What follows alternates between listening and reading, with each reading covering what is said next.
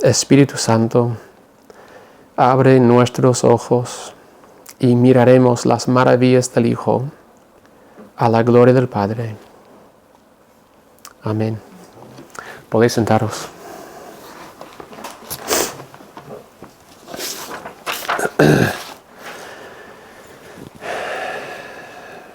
Gran parte de la vida favorece a los fuertes.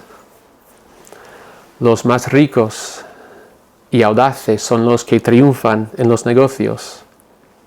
Los más dedicados y disciplinados son los que triunfan en los deportes. Los más inteligentes son los que logran llegar a la cima y liderar corporaciones y países. Todo esto es muy bueno.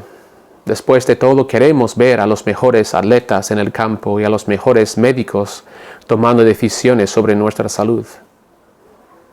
En el mundo es importante ser el mejor. Pero ¿qué pasa con Dios? ¿Busca recompensar a quienes demuestran ser los mejores? Lamentablemente, muchas otras religiones e incluso muchos cristianos afirman que sí. Muchos intentan mostrarle a Dios lo digno que son de Él, lo mucho que han hecho por Él y los muchos sacrificios que han hecho por Él, pensando que si impresionan a Dios con sus buenas obras, Él los aceptará. Pero en el cristianismo bíblico todo es invertir totalmente las cosas. Sin la gracia de Dios en nuestras vidas, no hay nada que podamos hacer para impresionarlo. Y por lo tanto, toda pretensión de hacerlo tiene el efecto contrario al que buscamos. Dios se ofende aún más porque minimizamos la gravedad de nuestra situación, exageramos el valor de nuestras buenas obras y reducimos nuestra relación con Él a una simple transacción. En lugar de los santurrones y fuertes, Dios busca a quienes conocen la desesperada verdad del asunto. Todos dependemos totalmente de Dios y lo único que podemos hacer es humillarnos, recibir sus dones y obedecerle con la fuerza que Él nos da. Esta mañana estamos en Lucas capítulo 18, la última lectura de esta mañana, y vamos a ver cómo deberíamos recibir a Jesús. ¿Cómo deberíamos recibir a Jesús? Esta mañana quiero hablar de tres cosas. Número 1, hablar un poco del contexto de Lucas 18, 15 al 17. Número 2, hablar del el deber sagrado que los padres tienen. El deber sagrado que los padres tienen para llevar a sus niños a Jesús. Y número 3, hablar de recibir el reino de Dios como un niño. Sé que acabamos de leer el texto, pero para leerlo una vez más, Lucas 18, 15 al 17, dice lo siguiente: a Jesús le llevaban también los niños para que los bendijese. Cuando los discípulos vieron esto, reprendieron a quienes los llevaban. Pero Jesús, llamando a los niños, dijo: dejad que los niños vengan a mí. No se lo impidáis, porque el reino de Dios es para los que son como ellos. Os aseguro que el que no reciba el reino de Dios como un niño, no entrará en él. Primero quiero hablar un poco del contexto, ¿vale? Porque esta historia ilustra una parte de algo que Jesús ha dicho justo antes en el versículo 14. Capítulo 18, versículo 14, la última parte de ese versículo dice lo siguiente: cualquiera que se ensalza será humillado, y el que se humilla será ensalzado. ¿Vale? Y Jesús está usando la parábola anterior del fariseo y publicano, esta historia de los niños y la próxima historia del hombre rico para ilustrar efectivamente este punto. El que se ensalza será humillado y el que se humilla será ensalzado. Esa es la clave para entender lo que se está pasando aquí. Fijaos en la parábola anterior, ¿vale? Del fariseo y publicano.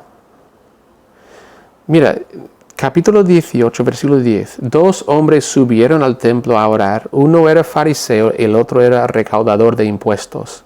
El fariseo, poniéndose en pie, oraba para sí de esta manera: Dios, te doy gracias porque no soy como los otros hombres, ladrones, injustos, adúlteros, ni aun como este recaudador de impuestos. Ahora, sabemos casi a ciencia cierta que lo que él decía era correcto. Este fariseo no era malo, no era ladrón, no era injusto, no era como este recaudador de impuestos. Y él sigue allí en el versículo 12, ayuno 2 veces a la semana y doy diezmos de todo lo que poseo. Sabemos que los fariseos a nivel exterior, de lo que el hombre podía ver, eran hombres buenos. Pero ¿podéis ver lo que este fariseo está diciendo? Él dice: Dios, qué suerte tienes para tener a alguien como yo. Yo soy tan bueno. Mira lo que yo hago, Dios. Yo soy una persona buena. Y eso es justo lo que Dios odia, porque exteriormente este fariseo cumplía con lo justo, pero dentro era todo lo contrario. Dentro era un hombre orgulloso que odiaba a Dios y odiaba al hombre. Eso se llama la hipocresía. Dios odia la hipocresía. Versículo 13 es lo que Jesús busca, es lo que Dios quiere. Versículo 13. En cambio, el recaudador de impuestos, un hombre, hasta ese punto, hasta este momento en su vida, un hombre injusto, aprovechaba de la gente, abusaba de la gente, quería dinero y punto. Él se mantenía a cierta distancia, ni siquiera se atrevía a levantar los ojos al cielo, sino que se golpeaba el pecho diciendo: oh Dios, ten compasión de mí, que soy pecador. Eso es lo que Dios busca. La gran ironía es que incluso el fariseo realmente, a nivel espiritual, era como este recaudador de impuestos. Igual de muerto en su corazón. Y Cristo, Dios, ha puesto esta parábola en la Biblia no para hablarnos de fariseos del pasado, no para hablarnos de nuestro amigo. Ojalá que él estuviera aquí leyendo esto, escuchando esto. Ojalá que mi hermano o mi hermana o mi padre o mi hijo o mi vecino escuchar esto. Dios ha puesto esto aquí para enseñarnos nuestros corazones.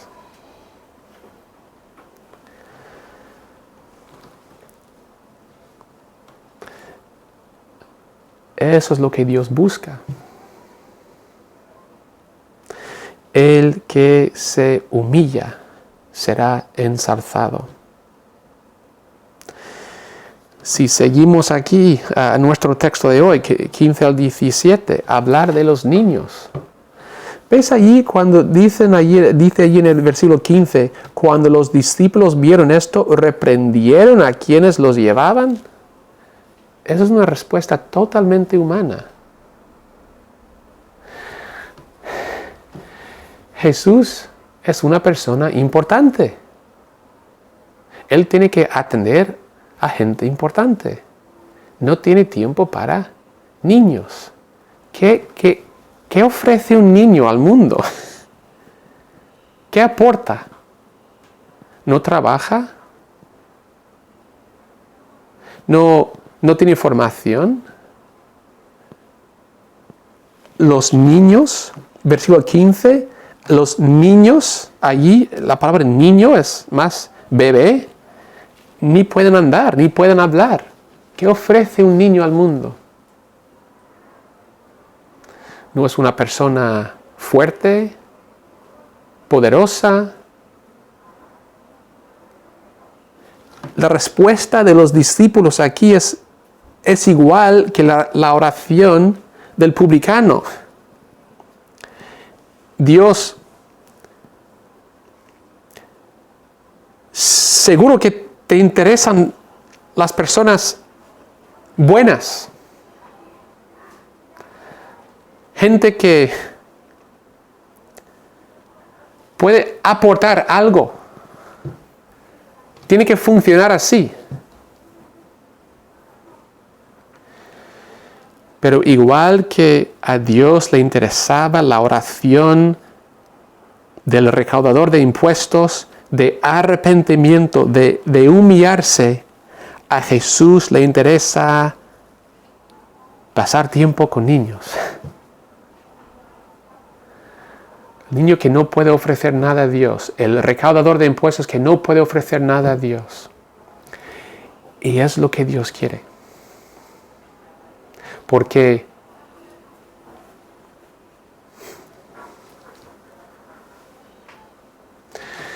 la única diferencia entre un cristiano y un no cristiano es que el cristiano sabe que él es el recaudador de impuestos. Todos somos pecadores. Todos somos este recaudador de impuestos. Todos somos estos niños. La única diferencia es que el cristiano lo sabe, lo confiesa, lo dice. Y los demás, siendo recaudadores de impuestos, se ven como el publicano. Se ven como los discípulos.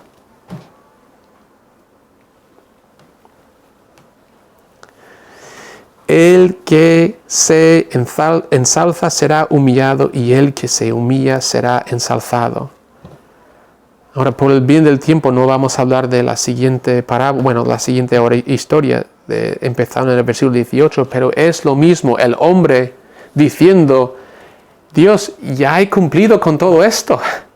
Tú has pedido ciertas cosas de mí, pues ya lo he hecho, ¿qué me falta?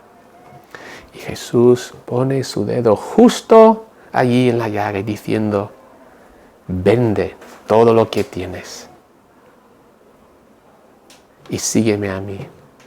Hoy, el ídolo del hombre rico. Prefiero ensalzarme y no humillarme y no deshacerme de mis cosas.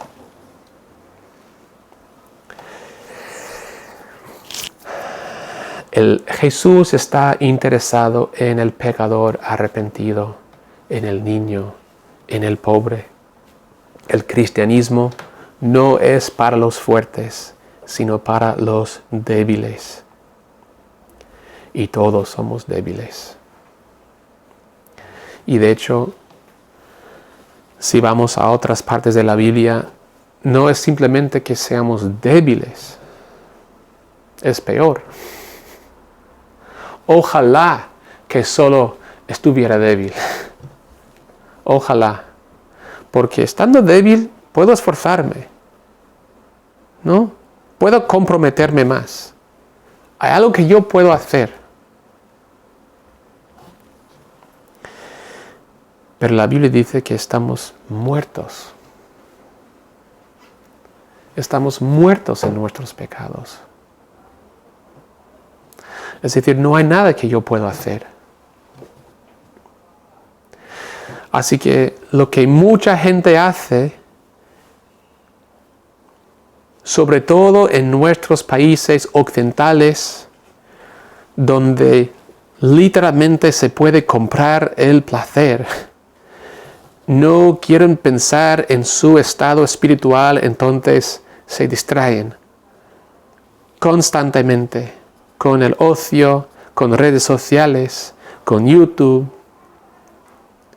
con más diversión, con bebida, con drogas, con los placeres que quieres pensar. Porque no quieren pensarlo.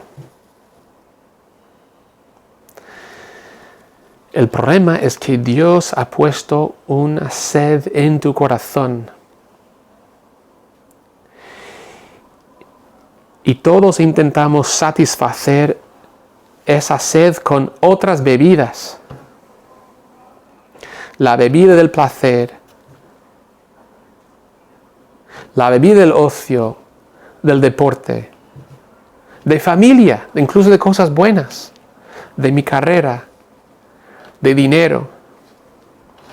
Y cuanto más bebamos, más sed tenemos. Porque nada y nadie nos puede satisfacer. Dios te quiere satisfacer. Dios te quiere dar vida. Él quiere que bebas de Él. Él quiere que tengas vida de verdad en Él. Tienes hambre y Él quiere que tú comas de Él.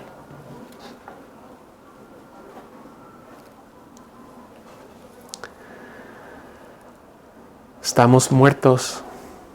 No hay nada que podemos hacer. Y tristemente algunos se dan cuenta de lo necesitados que son, pero en lugar de mirar a Dios mismo, se entregan a supersticiones. Venga, si yo participo en esta ceremonia, en esta procesión, si yo hago muchas oraciones a este santo, si yo pido de María misericordia, él o ella me van a escuchar y él o ella tendrán misericordia de mí.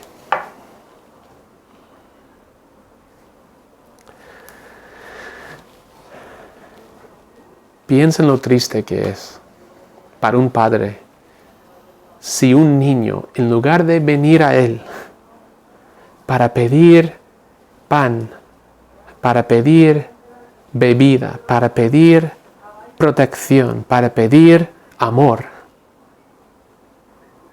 ese niño va al vecino, o ese niño va a un hermano, o ese niño va a otro lugar y dice, es que no puedo ir al Padre, el Padre no se preocupa por mí, el Padre no está interesado en mí. Qué ofensivo al Padre, ¿no? El Padre que se entrega por su Hijo. El Padre, en este caso, literalmente, que muere por sus hijos. Y no le buscan.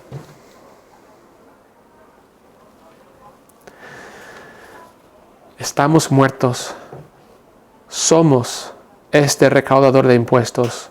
Somos estos niños. Somos los pobres que no tienen nada que ofrecer a Dios. Y solo hay una solución. Una persona que nos puede perdonar. Una persona que nos puede recibir. Una persona que nos puede dar de su riqueza. Y eso es Cristo. Y lo hizo en la cruz. Murió por nuestros pecados. Pues eso es el contexto de esta historia. Número 2, quiero hablar del deber sagrado de los padres. El deber sagrado de los padres. Estoy hablando ahora a los padres, pero también a los que algún día probablemente vais a ser padres. Que tú tienes o tendrás un deber sagrado de llevar a tus niños a Jesús. Fijaos lo que dice ahí. Lucas 18, versículo 15. A Jesús le llevaban también los niños para que los bendijese. Es tu deber, es tu privilegio llevar a tus hijos a Jesús. Id conmigo rápidamente a Deuteronomio capítulo 6. Vamos a volver a Lucas 18, pero rápidamente Deuteronomio capítulo 6. Deuteronomio capítulo 6, versículo 4, es probablemente el versículo más importante del Antiguo Testamento. Más conocido, más citado, más recitado, más usado, memorizado. Deuteronomio 6:4 es el versículo clave, ¿no? Oye Israel, el Señor nuestro Dios, el Señor es uno. ¿No? Todos conocemos este versículo. Pero este versículo realmente es la primera oración en un párrafo. Es decir, no solamente este versículo, es el comienzo de un bloque de pensamiento. Justo después de esta confesión, Dios, nuestro Señor, es uno. Versículo 5. Por tanto, amarás al Señor tu Dios con todo tu corazón, con toda tu alma y con todas sus fuerzas. Pero fijaos en lo que dice, empezando en el versículo 6. Y estas palabras, padres y futuros padres, estas palabras de que nuestro Dios es uno y que deberíamos amarle con todo nuestro ser. Estas palabras que yo te mando hoy estarán sobre tu corazón. Se las repetirás a tus hijos y les hablarás de ellas cuando estés en tu casa y cuando vayas de camino, al acostarte y cuando te levantes.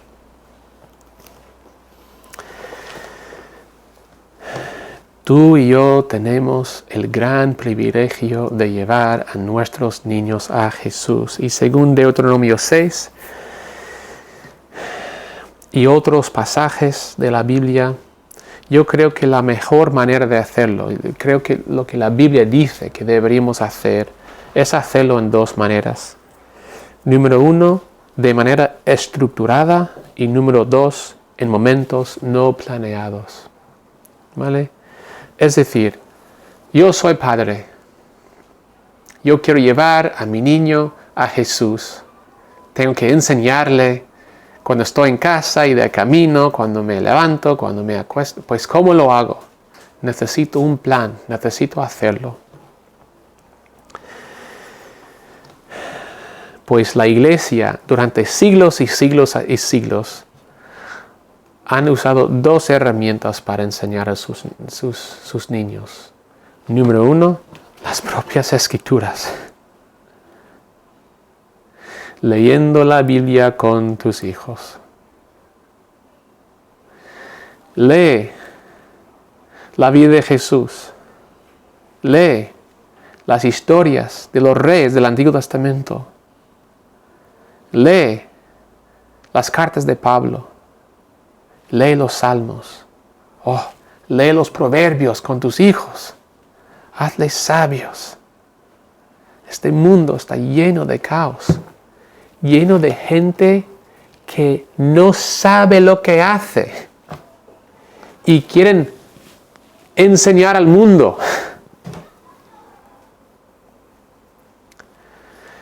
Lee los proverbios con tus hijos. Y hay que tener un plan. Vamos a leer la Biblia cada día a esta hora. en nuestra casa es justo después de comer. Decimos, gracias Dios por habernos dado comida para nuestros cuerpos y ahora Señor, danos comida para nuestras almas. Van juntos. Dios es vida. Igual que comemos para darnos vida para nuestros cuerpos, comemos de la palabra para darnos vida para nuestras almas. Hay que tener un plan y decir, cada día, pase lo que pase, vamos a leer la Biblia juntos. En tu caso puede ser otro tiempo, otro momento. Pero hay que tener un plan. Número 2, por siglos y siglos y siglos la Iglesia ha usado catecismos. Un catecismo es una herramienta muy útil que enseña qué es lo que queremos como cristianos, cómo oramos como cristianos, cómo vivimos como cristianos. Es una instrucción sistemática, comprensiva de la fe cristiana, de quiénes somos. Padres y futuros padres, hay que tener un plan para llevar a tus niños a Jesús.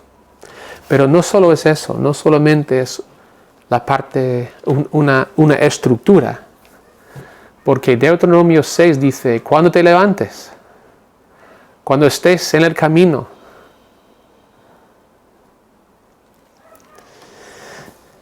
hay que aprovechar de momentos no planeados.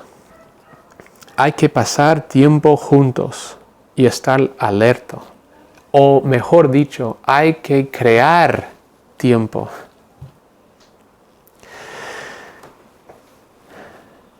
En nuestro mundo, que el mundo siempre no ha sido así, en algunas partes del mundo todavía no es así, pero en el momento en el que vivimos, en el país en el que vivimos, en el año en el que vivimos, llevamos vidas muy aceleradas y apenas hay momentos, hay tiempo para pasar con la familia. ¿Por qué? Colegio, actividades, reuniones, responsabilidades. Entre ir y venir, al final es muy fácil ser 4 o 5 o 6 personas que por casualidad viven en la misma casa, pero que no tienen ninguna relación. Es muy fácil que eso pase. Padres, tienes que crear tiempo para estar con tus hijos. Crear tiempo. Decir que no a ciertas cosas.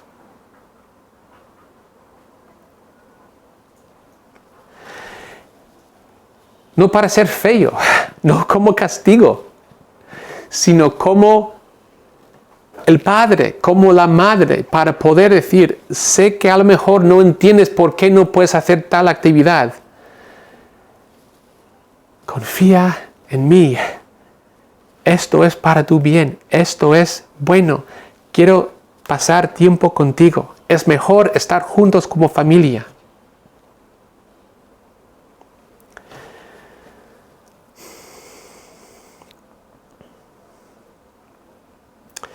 Padres, tenemos el deber sagrado de llevar a nuestros niños a Jesús. Y número 3, recibir el reino de Dios como un niño. Mira lo que dice el versículo 16.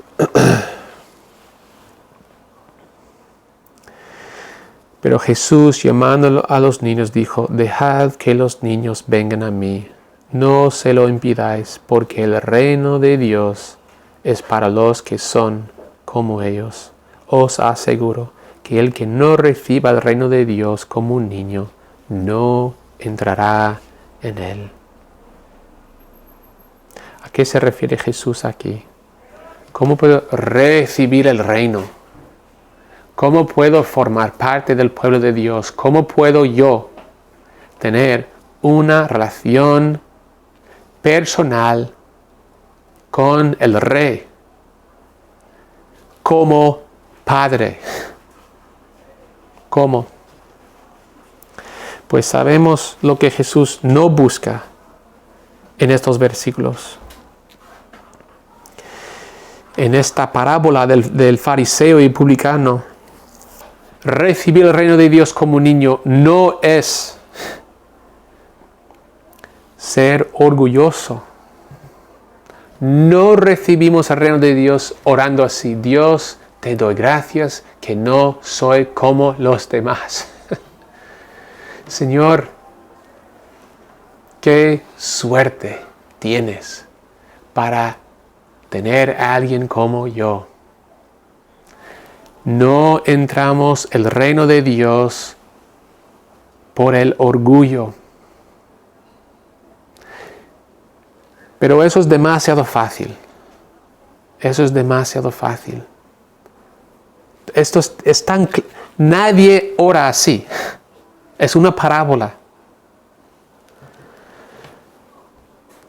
Pero muchas veces somos capaces de disimular nuestro orgullo, incluso para esconderlo de nosotros. Señor, lo siento, pero ella no debería haberlo hecho.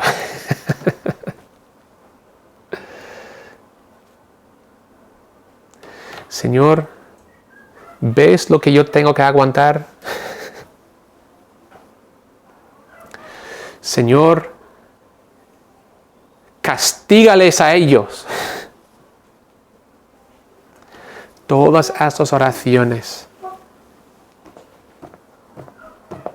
son la misma oración del publicano.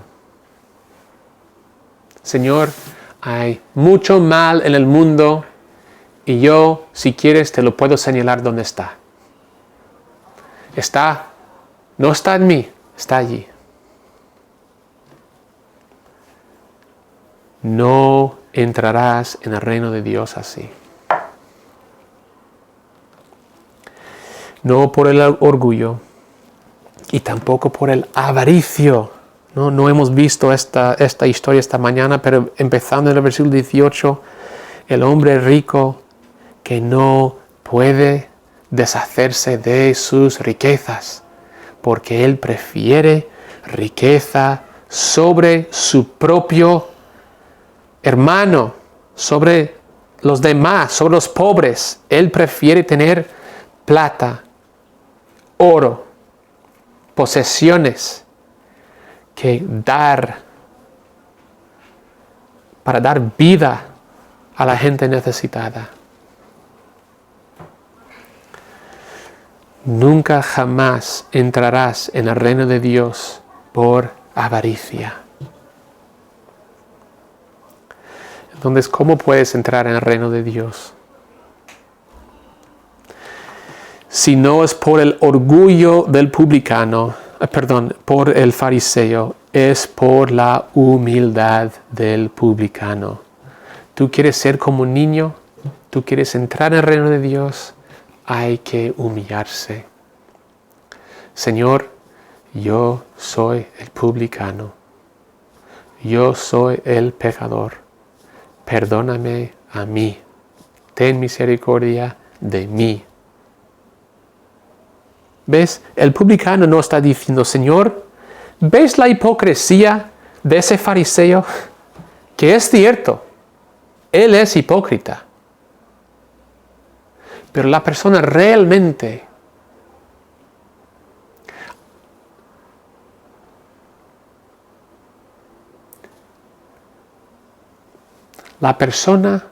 humilde no piensa en los pecados de los demás.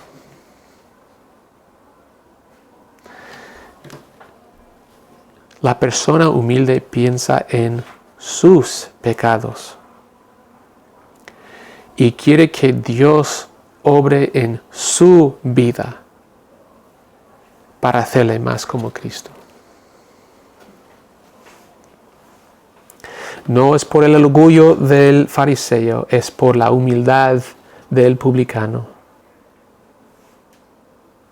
No es por ser el adulto, el capaz, el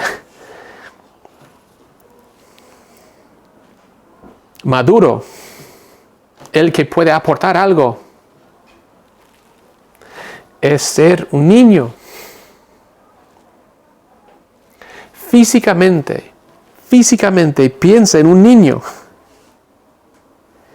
El niño, lo único que un niño puede hacer es esto. Cógeme, dame, ayuda. Es lo único que los niños pueden hacer. Es esto, recibir. La persona que quiere entrar en el reino de Dios no puede ser como el fariseo mirando hacia abajo a Dios diciendo: Dios, qué suerte tienes para tener a alguien como yo. Ni puede mirar a Dios como su igual y decir: Dios, hemos llegado a un acuerdo como caballeros. Lo único que la persona puede hacer es esto: Dios, dame, por favor, bendíceme, por favor. Si tú quieres entrar en el reino de Dios, esta tiene que ser la postura de tu corazón. Señor, no puedo ofrecerte nada. Por favor, dame vida.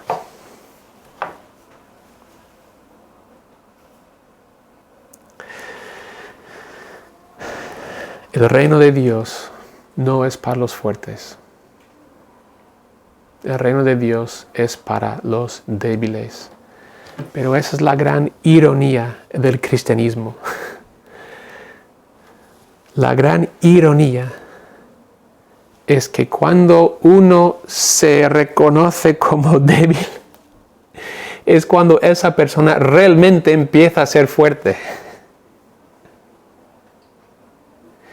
Y los que se ven como fuertes, ellos realmente son los débiles. Es la gran ironía del cristianismo. Porque toda nuestra vida depende de Dios. Y es cuando empezamos a tener una relación con Dios a través de la humildad que Él empieza a obrar en nuestras vidas. Esta mañana, si no tienes una relación con Cristo, la puedes tener a través de la humildad, a través de la fe y con las manos extendidas diciendo: Señor, dame, por favor, ten misericordia de mí, dame nueva vida. Oremos. Señor, gracias por tu palabra. Gracias por lo que tú nos ofreces. Tú eres amor. Tú eres verdad. Y tú siempre nos das y siempre te ofreces a nosotros. Señor, abre nuestros ojos, abre nuestros oídos. Danos corazones de carne. Gracias, Señor. Oramos con gratitud y esperanza porque oramos a ti, nuestro Padre, a través del Hijo y del Espíritu Santo. Amén. Vamos a ponernos de pie. Queremos responder a